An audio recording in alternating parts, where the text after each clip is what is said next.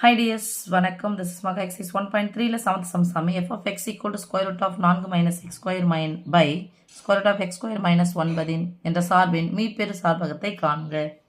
மீப்பெரு சார்பகம். First சார்பகம் என்ன சொல்லணும் சாமி? போன கணக்கிலே சொல்லியாச்சு. பகுதி ஜீரோவா வரக்கூடாது. ஓகே, பகுதி இதுதான், நாட் ஈக்குவல் டு ஜீரோ. முதல் கண்டிஷன் இதுதான்.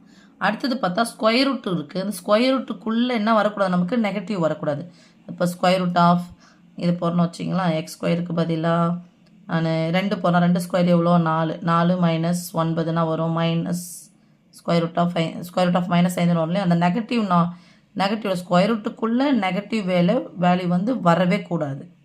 ஓகே, அப்போ நெகட்டிவ் அப்படின்னு சொன்னால் மைனஸ் எக்ஸ் வந்து இதை விட இது சின்னதாக இருக்கக்கூடாது. எதை விட, இந்த பின்னாடி இருக்கிறத விட சின்னதாக இருக்கக்கூடாது.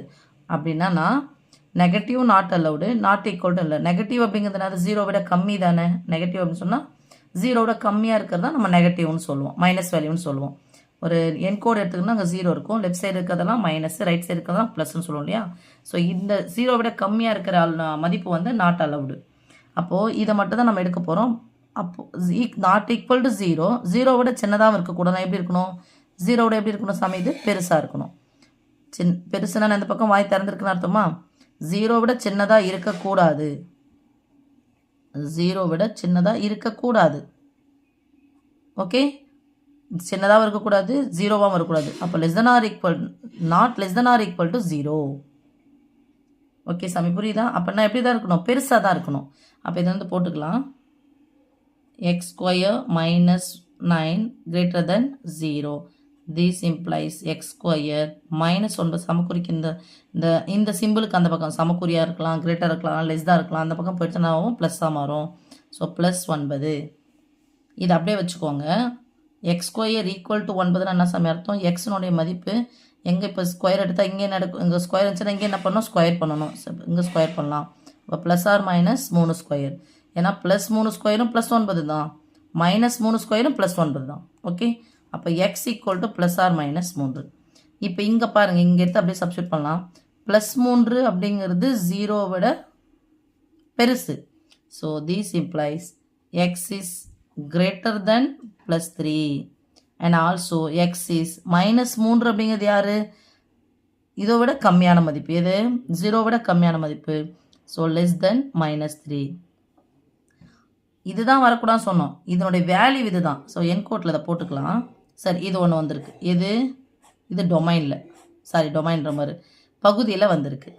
டொமைன்னா சார்பகம் சாமி. அடுத்த தொகுதியில் பாருங்கள், தொகுதி நமக்கு ஜீரோவாக வரலாம். 0 by anything equal to நமக்கு 0. 0 by anything equal to 0. நமக்கு anything by 0 equal to தான் வரையறுக்க முடியாது. அதனால தான் இது நம்ம நாட் ஈக்குவல் டு 0ன்னு எடுக்கிறோம். அதுவும் ஸ்கொயர் ரூட் வந்ததுனால நெகட்டிவ் வேல்யூவும் வந்து நம்ம எடுக்கக்கூடாதுன்னு சொல்கிறோம். மேலே நம்ம 0ன்னு எடுத்துக்கலாம். அடுத்து 4 minus X square equal to 0. மேலே நம்ம 0ன்னு எடுக்கலாம். This implies minus X square இந்த பக்கம் வந்துச்சுன்னா ப்ளஸ் எக்ஸ் ஸ்கொயராக மாறும். சமக்குறிக்கு ஒரு பக்கம் ப்ளஸ் எக்ஸ் ஸ்கொயர், இன்னொரு பக்கம் 4. This implies X equal to எதனுடைய ஸ்கொயர் 4, 2 ஸ்கொயர் 4. என்ன 2 ஸ்கொயர், ப்ளஸ் ஆர் மைனஸ் 2. இப்போ இந்த 2 வேல்யூ வச்சு, அதாவது X equal to plus 2 and X is equal to minus 2. So மேலே இருக்கிறது இது, கீழே இருக்கிறதுல இது போட்டாச்சு. இப்போ என் கோடில் நான் குறித்து பார்க்குறேன். இது மைனஸ் இன்ஃபினிட்டிவ், இது ப்ளஸ் இன்ஃபினிட்டிவ். எக்ஸினுடைய வேல்யூ இங்கே நான் 0ன்னு போட்டுக்கிறேன். Plus 1 plus 2 plus 3 minus 1 minus 2 minus 3. எனக்கு அதிகபட்சமாக வேல்யூ இருக்கிறது தான். இப்போது மேலே சாரி ஃபஸ்ட்டு வந்து நம்ம மேலே இப்போ தொகுதி பார்க்கலாம் சாமி. ப்ளஸ் 2 மைனஸ் 2 ப்ளஸ் 2 ஈக்குவல் தானே.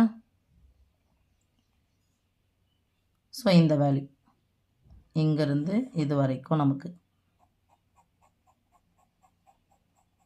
ஓகே. அடுத்தது பாருங்கள், இங்கே பகுதியில் ப்ளஸ் 3ஐ விட பெரியது. ப்ளஸ் 3 இது தான், ஈக்குவல் டு கிடையாது. ப்ளஸ் 3ஐ விட பெரியது, ஏன்னா ஈக்குவல் டு இருந்துச்சுன்னா 0, நாட் ஈக்குவல் டு 0ன்னு எடுத்துக்கிறோம். அப்போ ப்ளஸ் 3 என்ன பண்ணக்கூடாது, சேர்க்கக்கூடாது.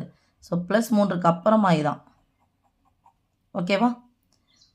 மைனஸ் 3ஐ விட சிறியதுன்னு எந்த பக்கம் போகும், லெஃப்ட் சைடு போவோம், இன்ஃபினிட்டி வரைக்கும் போயிட்டே இருக்கா. இப்போ சாமி இதில் தான் நமக்கு என்ன கிடைக்கணும், தீர்வு கிடைக்கணும். தேர்ஃபோர் தீர்வு அதாவது சார்பகம் எங்கேயுமே இது இன்டர்ஃபயர் ஆகவே இல்லை, குறுக்கீடு செய்யவே இல்லை, எங்கேயுமே மீட் ஆகவே இல்லை, இது தனித்தனியாக இருக்குது.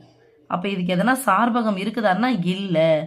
இல்லைன்றது நம்ம சார்பில் என்ன சொல்லுவோம், வெற்றுகணம்னு சொல்லிடுவோம், பையன்னு சொல்லுவோம். ஓகே சாமி, ஏதாவது ஒன்றாவது மீட் இருக்குது, இது தனியாக இருக்குது, இது தனியாக இருக்குது, இது தனியாக இருக்குது, இங்கேருந்து அட்லீஸ்ட் எங்கேயாவது ஜாயின் பண்ணியிருக்கணும், எதுவுமே இல்லாமல் இருக்குது.